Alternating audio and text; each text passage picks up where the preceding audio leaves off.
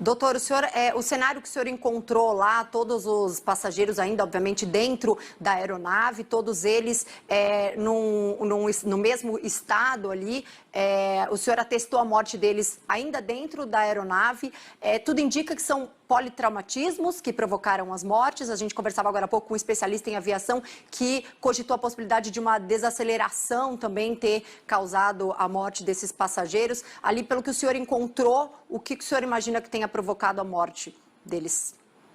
O Andressa, exatamente. Eu fui o primeiro a entrar na aeronave, né? Quando eu entrei acerca da porta estava o produtor, caída, sentada a poltrona, e logo em seguida estava a outra vítima. Prontamente verifiquei todos os sinais vitais para ver se se contava com vida, que essa era a nossa esperança, né? Era só isso que nós queríamos naquele momento, era só isso que queríamos que tivéssemos, mas assim, provavelmente a causa da morte realmente foi politraumatismo. Não se sabe a nave, então assim, se estavam de cintos ou não, eu não sei afirmar para o senhor se esse cinto se rompeu durante a queda, se esse cinto se rompeu durante algum momento. Então assim, durante o atendimento, quando nós estávamos retirando os corpos, não se observava cinto, mas também não posso afirmar para o senhor se realmente estava ou não. Os corpos estavam, infelizmente, no meio da aeronave mesmo, assim, os três, e mais adiante os dois pilotos, né, que também estava sem sinais vitais, estava sem vida.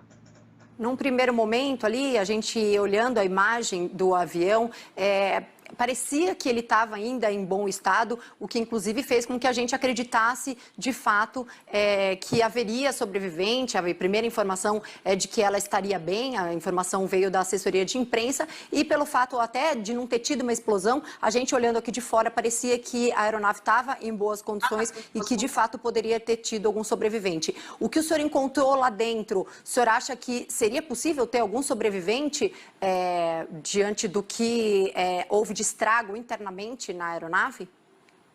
Andressa, como mesmo a senhora disse, de antemão, para quem visualizava o local, por um local ser um local de bastante e difícil acesso, realmente a aeronave, nós estamos acostumados com acidente de aeronave, que a aeronave toda se deflagra, se quebra, né?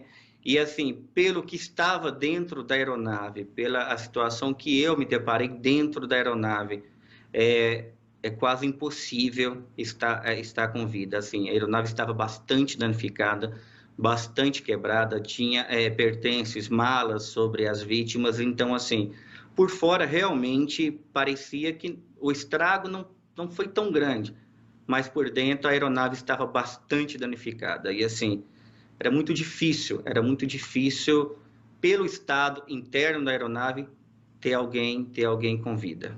O senhor citou que está acostumado a fazer resgates em acidentes aéreos e tudo mais. E há testemunhas que dizem que a causa foi realmente bater ali na fiação, na rede elétrica, o que já havia sido alertado por outros pilotos. É o primeiro acidente do tipo do qual o senhor trabalha, de aeronave que bate na rede de alta tensão? Exatamente. E assim, esse é o primeiro atendimento por essa suspeita de acidente, e não sabíamos até então. Foi a primeira pergunta que eu fiz para o pessoal do Corpo de Bombeiro. A assassina está segura? Tem algum problema? Porque o medo, não sabíamos qual era a causa. Depois que começaram a falar que poderia ser a rede, não sabíamos se esse avião se estava com rede elétrica ou não.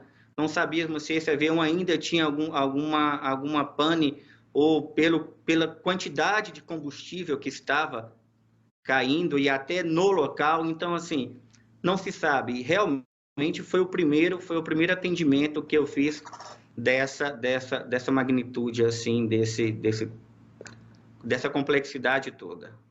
Dr. Cleiton Carvalho, diretor técnico do SAMU, falando direto de Caratinga sobre os primeiros atendimentos aí a essas vítimas do acidente. Ele que atestou a morte dos passageiros ainda dentro da aeronave e acompanhou depois todo o processo aí de resgate dos corpos. Muito obrigado pela sua participação. Bom trabalho para o senhor.